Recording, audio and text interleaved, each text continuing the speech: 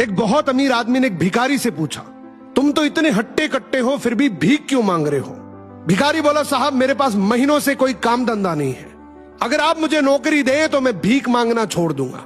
अमीर बोला, मैं नौकरी तो नहीं दे सकता, लेकिन तुम मेरे बिजनेस पार्टनर बन सकते हो। मेरे पास एक चावल का प्लांट है, तुम चावल बाजार में सप्लाई करो और मुनाफा महीने के अंत में बांटेंगे।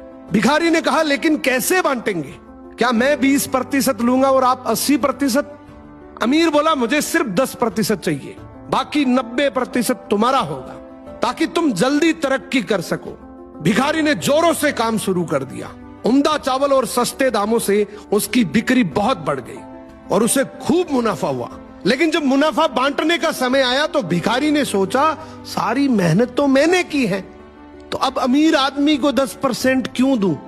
अगले दिन अमीर आदमी आया और जब हिस्सा मांगा तो भिखारी ने बहाना करते हुए कहा कि साहब मुझे तो बहुत नुकसान हुआ है, मुझे जितना मुनाफा हुआ है उतना तो कर चुकाना है, तो इस हिसाब से मुझे कोई मुनाफा नहीं हुआ, तो आप इसके हकदार नहीं हैं। अमीर आदमी ने कुछ नहीं बोला और वहां से चला गया।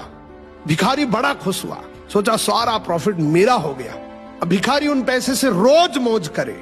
ऐसे करते करते उसके पास से सारे पैसे खत्म हो गए। अब पैसे भी नहीं है और काम धंधा भी नहीं है, तो मजबूरन उसको फिर से भीख मांगना शुरू करना पड़ा।